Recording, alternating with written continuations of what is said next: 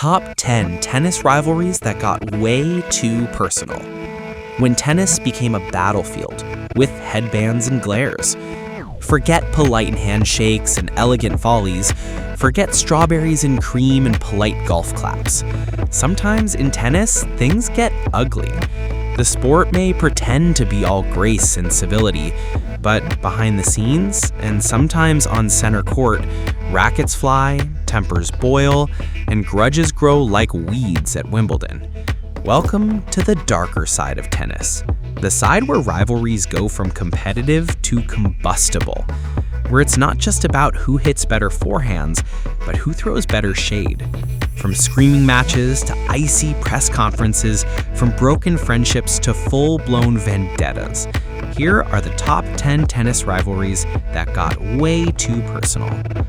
Brace yourself. This isn't a love match, it's a grudge match. Number 10. Serena Williams versus Maria Sharapova, the Cold War in tennis skirts. On paper, this rivalry should have been epic. Serena versus Maria, power versus poise, dominance versus determination. But plot twist, Serena owned the scoreboard, 20-2 head-to-head, and yet this feud got personal. Sharapova beat Serena in the 2004 Wimbledon final, and Serena never forgot. They shared icy glances, tense handshakes, and there was that time Sharapova dated Serena's rumored ex, Grigor Dimitrov, and then Serena allegedly shaded Maria in a Rolling Stone interview. Maria's response, she clapped back at Serena's love life in a press conference. Yeah, it got high school level petty. Sharapova later revealed in her autobiography that Serena hated losing to her so much that she cried in the locker room.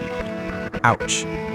Number 9. Jimmy Connors versus John McEnroe, the battle of the brats. Two bad boys, one court, endless drama. Connors and McEnroe were both brash, bold, and allergic to humility.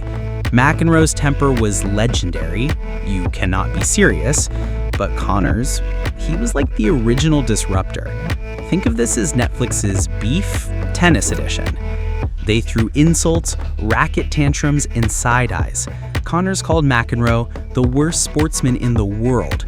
McEnroe called Connors a loudmouth. And when they played, it was like two bulls charging each other with wooden rackets.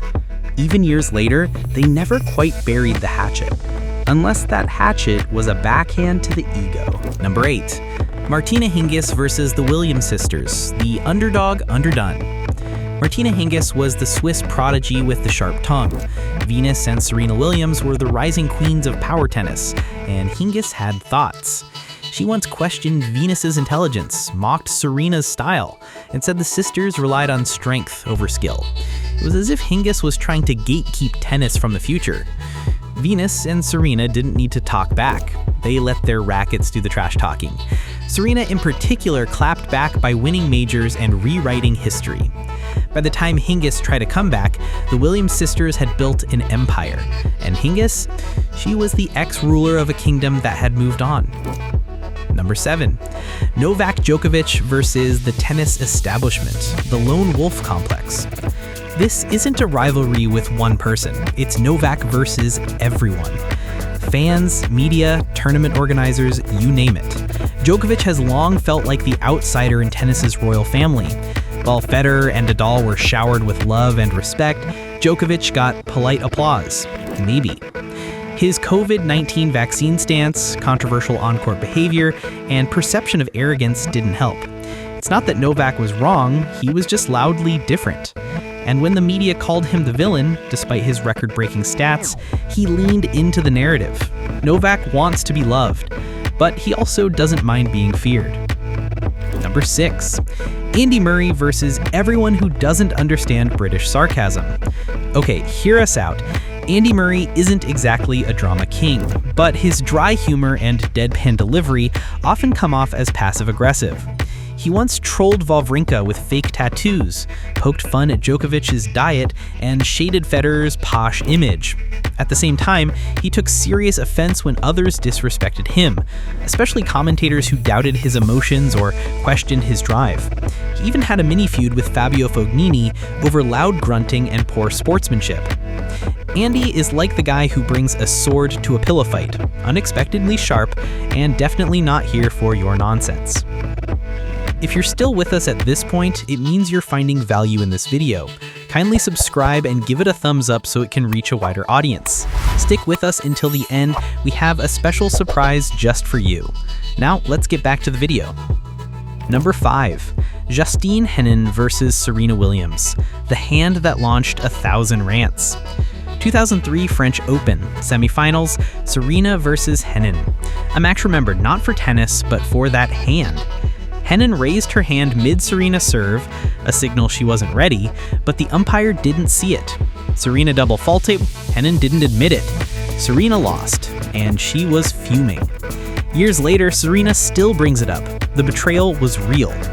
Henin and Serena had more clashes over the years, with Henin often getting the upper hand on clay, but fans never forgot the hand incident. Neither did Serena. You know it's personal when someone lives rent-free in your head for a decade. Number 4. Nick Kyrgios versus pick a name. Literally any name. Kyrgios is the chaos agent of tennis, and his rivalries? Infinite. He's insulted Nadal, super salty, clashed with Djokovic, we're not friends, roasted Tsitsipas, soft, and smashed rackets in frustration against Zverev, Rude, and basically anyone who breathes wrong. In 2019, he underhand served Nadal just to mess with him. He told Wawrinka mid-match that his girlfriend was cheating on him. Yes, really. Kyrgios doesn't just play tennis, he plays mind games. He's either the sport's ultimate entertainer or its worst nightmare, sometimes both at once. Number 3. Chris Evert versus Martina Navratilova, friends, foes, and frenemies. This one was deep, emotional, layered like a 90s soap opera. Evert and Navratilova were rivals and best friends. They played 80 times, and at one point, every major final was just the two of them. But emotions ran high. There were tears, jealousy, and intense competition. Martina once said losing to Chris felt like losing to a sister. Chris said beating Martina felt like cheating on someone you love. They drifted apart, then reunited years later. But during their heyday, it was raw. Tennis had never seen anything like it. Two women battling for history while sharing dinner after the match. Iconic, complicated, beautifully personal. Number 2. Roger Federer versus Rafael Nadal, the gentleman's war. You're thinking, wait, what? Roger and Nadal? They're besties. True. Now, but rewind to 2006 to 2009 and it was tense. Nadal was the wild lefty clay warrior, Federer was the graceful maestro of everything else. Rafa kept ruining Roger's dreams at the French. Roger kept defending his turf at Wimbledon. They were respectful, sure, but you could feel the tension. Federer once teared up at an Australian Open final loss. Nadal consoled him like a friend, but the rivalry had pierced deeper than a backhand slice. Only with time did the friendship bloom, but in those prime years, it was the friendliest grudge match of all time. Number 1. Novak Djokovic versus Rafael Nadal, the clash of titans with bruised egos. This one, epic and personal. Nadal and Djokovic have played over 60 times, making it the most prolific rivalry in tennis history.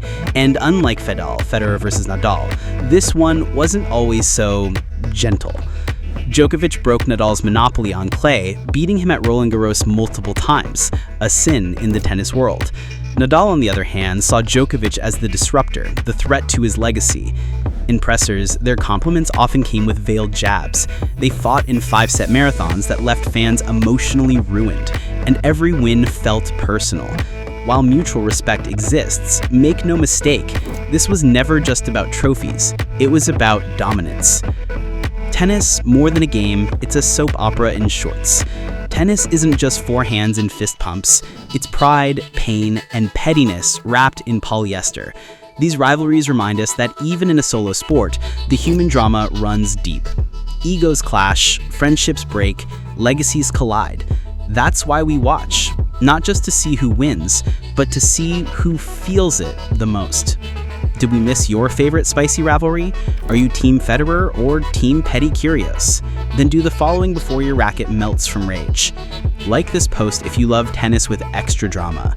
Subscribe for more tennis chaos and courtside hot takes. Share it with a tennis buddy who still thinks Sharapova had a shot against Serena. Because in the end, tennis isn't just a sport. It's personal. As promised, click the link in the description to explore supplements designed to enhance your performance. Also, be sure to follow us on Instagram and TikTok for more exclusive and engaging content.